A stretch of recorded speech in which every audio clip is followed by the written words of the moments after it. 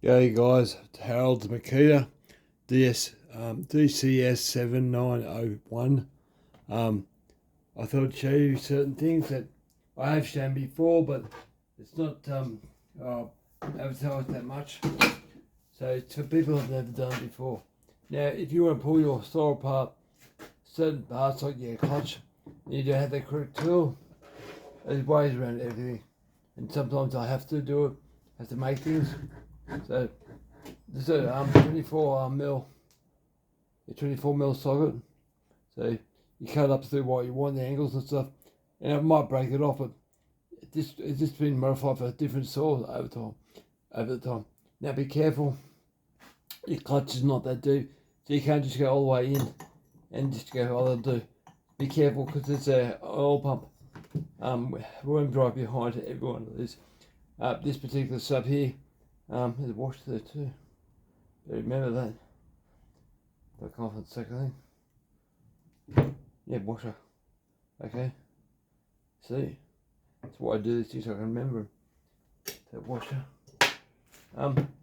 This one's got a big washer behind clutch, so I can't go too far. But sometimes you hit the worm drive, so you can't go all the way in. So you're gonna be mindful of that. Now, they'll fix that. I use a big interact driver. I have used a little one like that in the past. Paul's G272. I couldn't get off of this. It was too tight. Another brand new. It was way too tight. So I'll pause you. I'll get some rope so I can block off the piston to the cylinder. There guys. Alrighty. So I've got my old solo rope. A solo 635. Had a pistol grip pull slow. I love the design, the shape, it's iconic, but it's not practical. I prefer to have two fingers either side, but you know, this is what it is, but it is what it is. But I love the shape, it just looks good. Now, when you do this, all clutches normally have a arrow saying where they go. You get them off. So this will be right hand thread. So where is the arrow? Well, there's no arrow. Funny, it's only time I've ever come across an arrow. It says 0 38. It's the chain heavily. There's no arrow. It's really weird. So that will come off clockwise, so it's left hand thread. Now when you put the rope in, put my line on, and make sure you don't put the rope through into the exhaust. So what you do is get down low so you can see what the cylinder's doing, and turn the thing clockwise. Because when you do try to get the nut off, it will go clockwise. So you'll see the piston going. Oh, the piston's going down right now.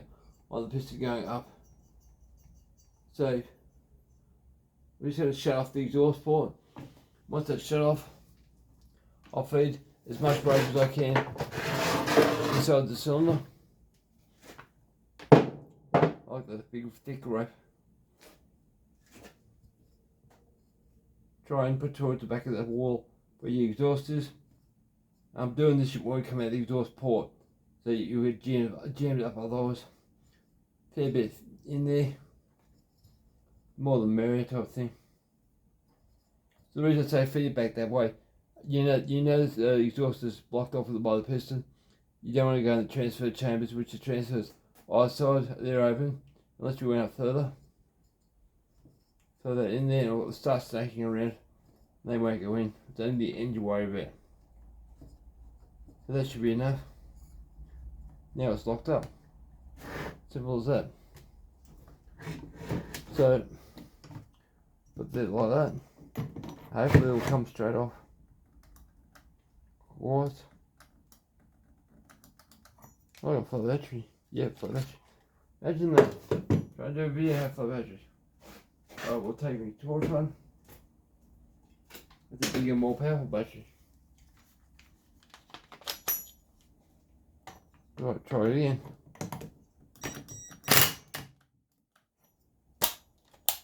Get on properly, Kevin.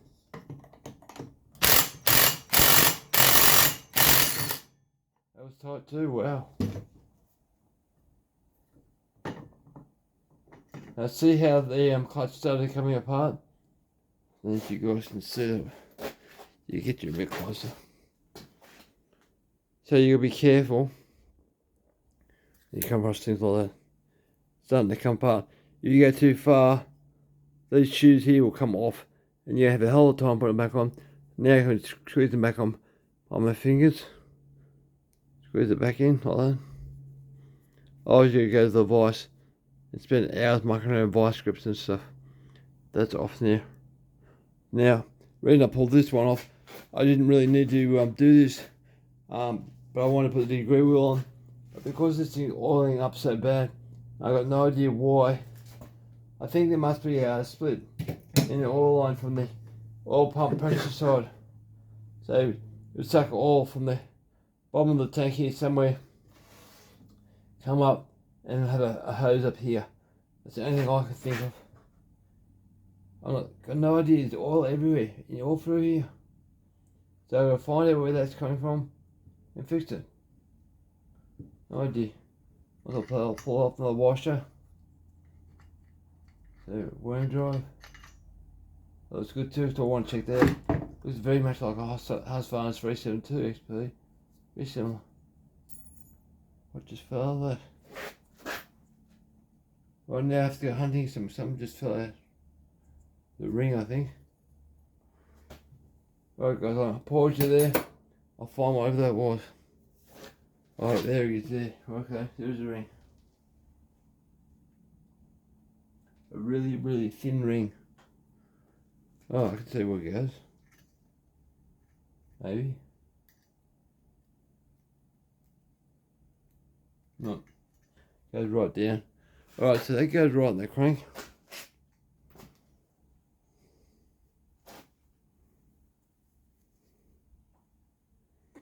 It's a spacer ring with spacer washer. That goes right behind the worm drive. Okay, so it's really thin stuff.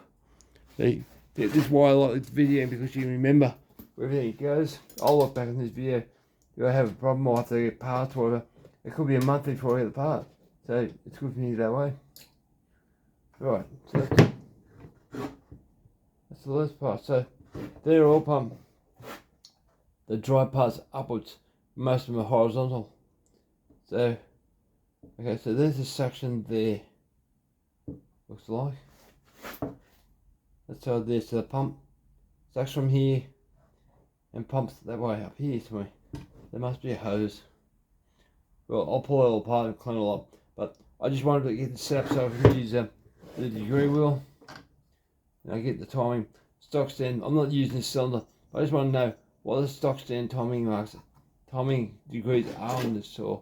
So I'll get this degree wheel on and I'll get back to you. Hang on guys. Okay, you guys have been out there porting for a while. We maybe you've come across this, maybe not, I don't know, it might be me. I was porting a saw for myself and I put this piston stopper in. Anything I use is for piston stopper. For the degree wheel. I don't use it for nothing else. We should put a hole for the piston. I put it in the cylinder, tighten it up just a bit, like 2 or 3 turns, and spun around and it stops the piston. Just so. Or should stop the piston. Maybe not in this motor. I said beacon, there you go, stops now. Now before,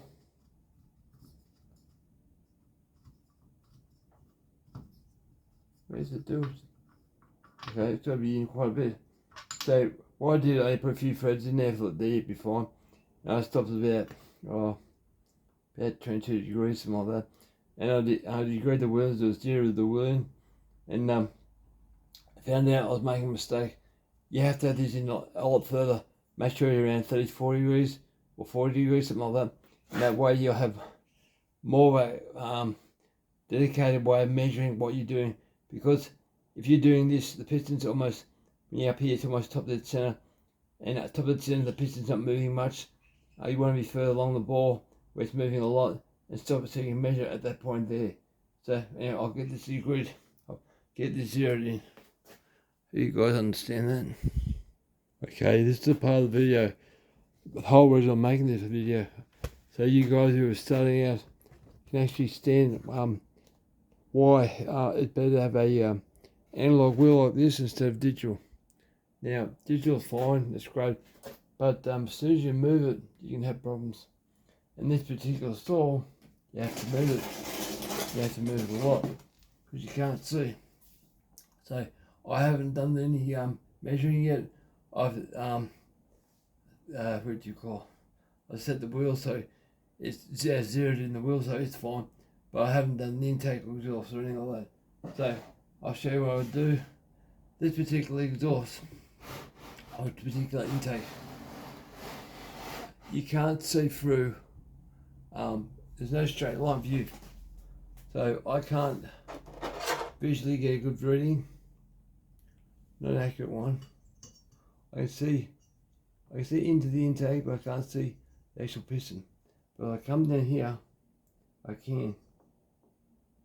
I think. Right, let me talk to you. Right, piston's going down, piston's going up. But I thought I would have to go up like this to see it more, which I probably would normally. But I go like this, going up. Right, that's where it just cracks. Terrible way to look. It's not a very good view at all. Cracking there. So she's pretty hot so already. Wow.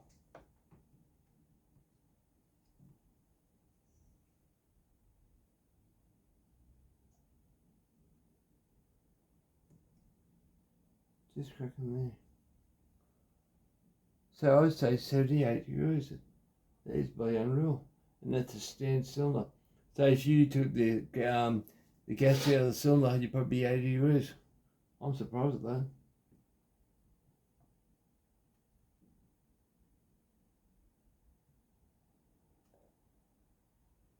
Yep, 78. So I'll write that down. And then we'll talk about the exhaust. So I'll write all this crap there because I do lots and lots of different sources.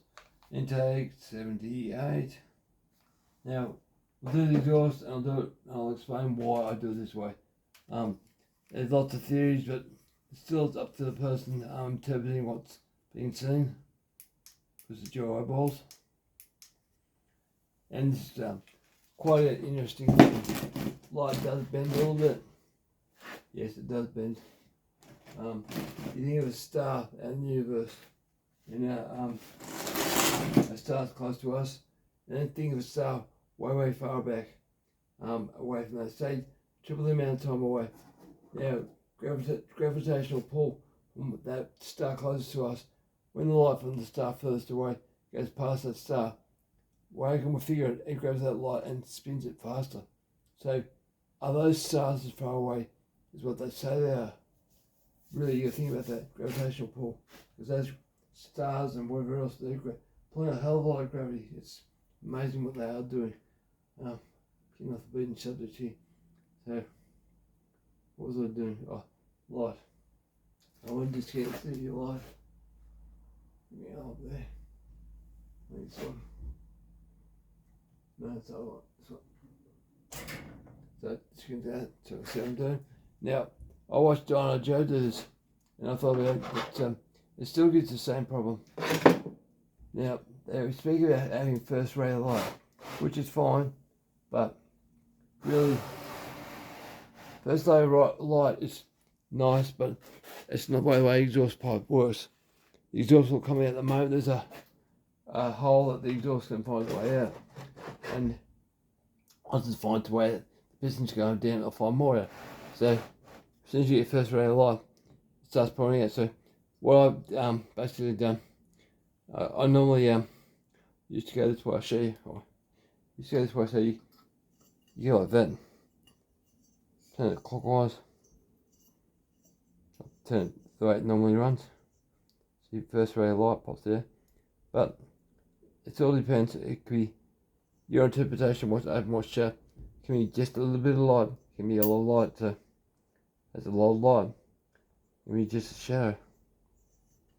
my head out of it. There's fire. Just a shadow, see. It's not much, but there's a bit of light. I don't like doing it that way. Dino Joe puts the torch up this way. And the reason I like that, you'll see a shadow first, a light, like a bare flicker of light, and then you'll see a full light.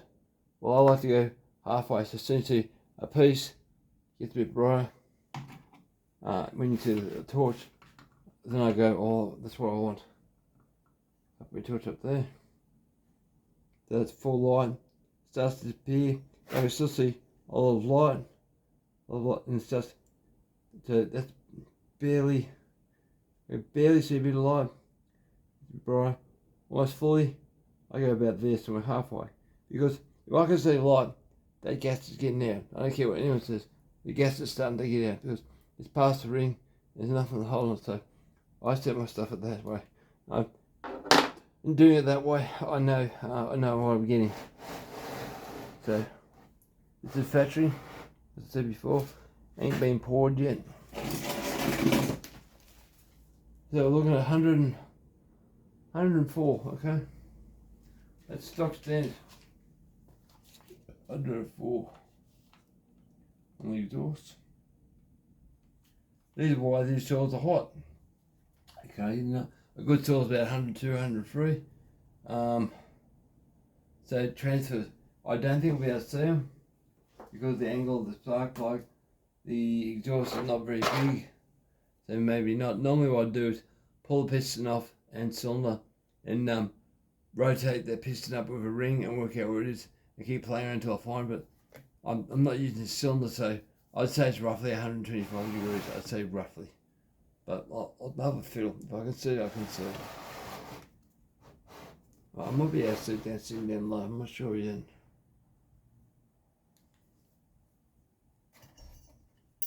As it normally rotates. It's more light.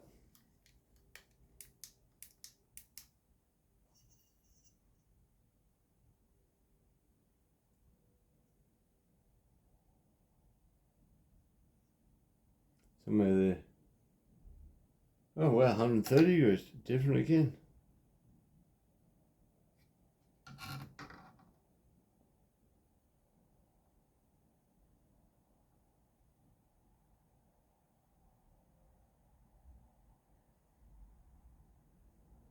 Yep, 130 degrees, okay. So that's what numbers off that. 130 degrees.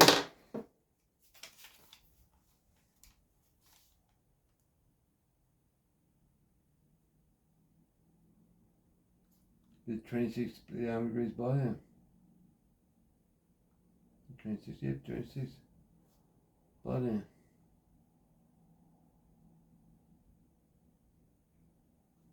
Put that down, 26. Now I'll work out what the squish is. Could be interesting to know what these do. So, glad I cleaned my sharpers now. I can room to walk around. Bit better. Bit more organised.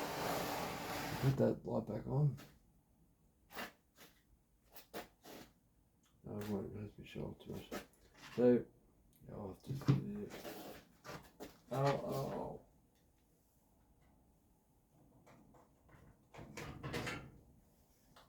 I found the APAP one, it works good. Oh god, that hurts. Right. So I'll cut the end of that off. I was off a previous saw. Wasn't clean. Now this is almost a 98 per 1,000 inch soldering. I'll use it for my stuff. Just what I got in the shed. So I'll move this around so we have access to the flywheel.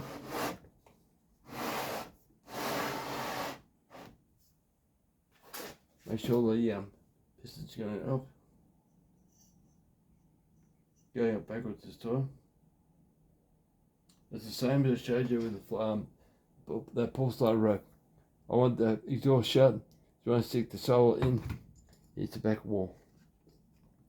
See why? See. Feed until I hit the back wall. Clockwise. Is it ready for that? You know, that clockwise there. Now I can use the scrunch on the inside of the saw. There's a 30mm nut in the floor. Most saws are 30mm, most, not all. But I can now torque that through, or rock it. That's back like the other road. It won't bust my hands. And we'll go bang. It's tight. I was not as tight as what I thought it would be. And doing this if it's tight, because I'm doing any clockwise, I'm actually doing the nut up, not undoing it. But you don't want to undo it. So just gently rocking it. Do one more time. Use my hands in.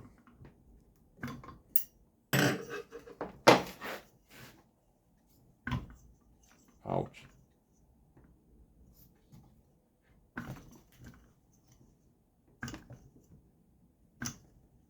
That'll do. I'll give you a rough idea. What's that right? Make sure this is right. Undo that, turn it on. Zero it in. 20 inches. My torch down so I can see what I'm doing.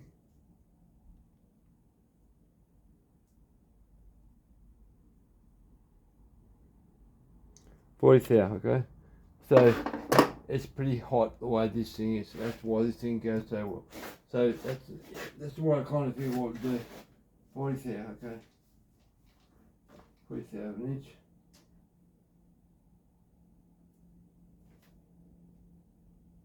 So any of you guys who are interested in what these have got, just stock standard numbers. That's what they've got. So anyway, guys are over now. I'm going back in the house getting cold. Thanks for watching.